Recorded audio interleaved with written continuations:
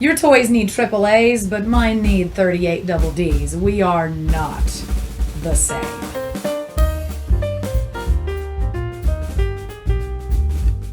What's pouring, you thirsty, thirsty thoughts?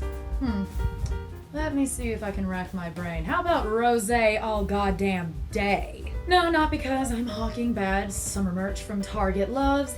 I am simply the god of my own culinary universe, and today the heralds say pink. On another episode of How Many Titty Jokes Can a Nerd Reclaim for Womankind, also known as Big Naturals in your country of origin, I am tackling toys with cans and wines that have never touched a can. Two stunners are with me today on a weird spectrum of scary but good in reverse.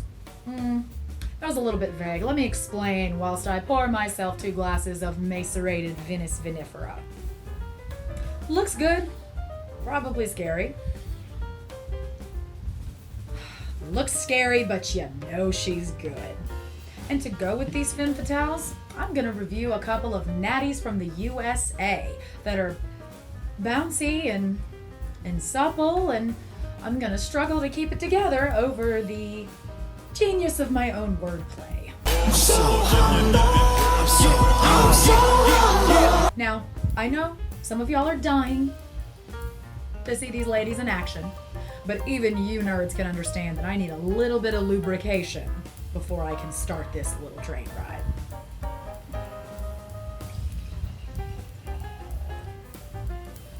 I'm gonna start out with an orange wine named after one of the only songs I even give a shit about anymore from the band Styx, Domo Arigato Mr. Ramato. A really neat orange wine, skin contact Pinot Grigio from the Central Coast in California. Oh, look at that salmon colored hue. Oh, looking at this wine makes me feel warm and safe. Not unlike looking at my Figma of the USS Iowa from Good Smile Company makes me feel. You heard that shit right. Let me explain. Hold on one second. Ooh, mommy. Oh, that is savory. Oh boy. The color's deceptive, which is something y'all need to know about these excellent rosés that are done in this natty style. There is so much indigenous and natural yeast involved with the way these wines are made. It's almost like coming off a bit like the raw crescent roll dough used to sneak out of the can as a kid. Don't at me. We all had the same childhood. Especially if there's a touch of age or skin contact, really pumps up that natural aspect of it. That's where I like to bring in the funk with these cool wines. Ooh, think peppered strawberries, sun-dried tomatoes. There's a little watermelon margarita savoriness in there with some pink lemonade thrown in, the good kind, you know what I'm talking about.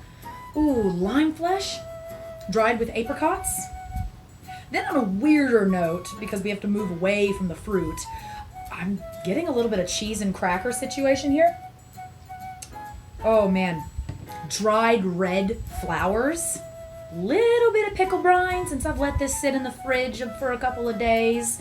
And what else is in there? Carpaccio. Carpaccio and red pear skin crunch. Oh, confusingly delightful. It is designed for winter in my opinion. So don't say a word about rosé C. Which brings me to my statement earlier about an anime version of the USS fucking Iowa. This rather large natty is from a mobile game called Kantai Collection. And it's just that. It's just that. It's historic battleships that are girls. I can't make this shit up because reality's already tracked our location down and has fired a torpedo at our asses over this thing. Oh my god. I know this will shock you, but she is from a gotcha game. So don't be looking for any E3 panels or anything about it. And she gotcha me, dog. God damn it. I'm a simple bitch. The colors pop like firecrackers, and the sheer size of this girl's battleship ass sends me into the stratosphere. There's no euphemism for this. There's only admiration because this bitch has more accessories than a Betsy Johnson enthusiast.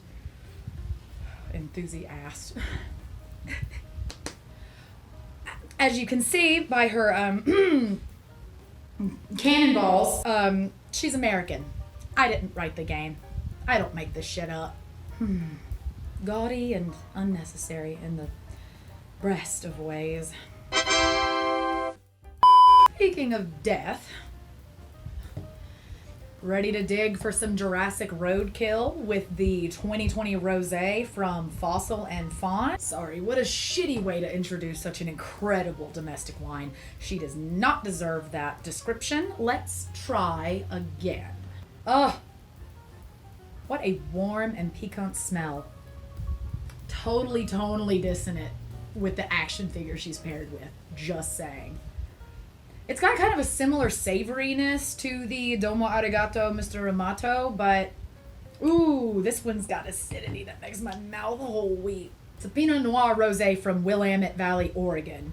And even after 5 months in barrels, aging in oak, it's still got the sharpness of a comedian who speaks the Queen's English. This time, though, this rosé is cut with juicy cranberries, Turkish mulberries, persimmons, a hint of one of those little, you know what it smells like? One of those little French raisin pastries. Y'all know what the fuck I'm talking about. You've seen them. They're called some... Anyway, smells like that, which is amazing. And is that a little slice of Rhubois tea? Delicious brewed tea. Salted watermelon. There's some red currants macerated in a bit of Grand Marnier. That sexy fucking... You know, this is a sexy fucking holiday rosé. And if your family doesn't agree with that or like it, there is a corner store down the street selling Yingling and Smirnoff Ice. Case closed, discussion over. Drink rosé in winter.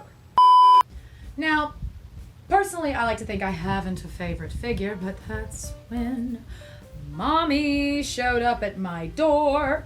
Oh, of course I have a pit bull. I've got so many fictional mommies. God, that makes sense now. Wow, that's embarrassing to admit on camera. Who executive replicas understood the assignment? Okay, folks, I can literally stare death in the damn face now with this 6-inch Lady Death figure by Executive Replicas, complete with scythe and sword and Knocker's so lovely. I get it, Thanos. I get it. I would have tried to kill the universe too. Cool motive. Still a bastard. She is so well made. It made me have to track down other ladies in the Executive Replica line because I'm gonna be lonely. She's gonna be all by herself in the death realm. I gotta have some other crazy bitches with her. Incredulously, neither she nor either of these awesome Hellcats teach elementary school children. I wonder why. If they did, maybe I wouldn't be so fucking scathing about where my tax dollars are headed. Since my tits couldn't be calm while I was ordering her, let me go over a couple of things, a couple of ways that she stands out from other 6-inch figures in my collection. For one, the articulation. Are you seeing this? Look at these buttery joints. Oh boy. She is absolutely fantastic. In fact, I'm going to take her off her little stand for a second so I can do some absolutely ridiculous action poses with her. Listen, there's one other reason that she stands out. Guys, it's this cape. I'm going to be honest. Capes are weird for me because they don't really sit right on a lot of female sculpts and they kind of hinder their ability to articulate and their ability to pose. Not Executive Replicas, Lady Death. Oh my god, I was worried about this and then Lady Death put her utterly perfect finger on my lips and said, "That is such a stupid niche concern. Pose me murdering Spider-Man, please." I said, "Yes, ma'am," and I haven't looked back since. Look at the articulation around this thing. I mean, I would say God bless, but I'm pretty sure she's killed gods. She's the bane of a god's existence, let's be honest. You know she's killed deities over pettier squabbles. Please. I wonder why I love her. Did you guys enjoy this episode of Useless Nerd Obsesses Over Women She Will Never Be while drinking gorgeous, sexy booze? I don't really care, but if it inspired you to check out some really delicious out-of-season natural rosés and some golden Winnebagos with articulation, they have their own agencies, you bitch sturds. Then I guess my job here is done. Press down on that subscribe button like a wine press. Pressing down on some grape skins. And comment and stay the fuck tuned for more silly figs and sillier swigs.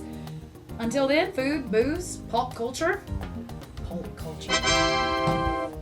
Best parts of being human.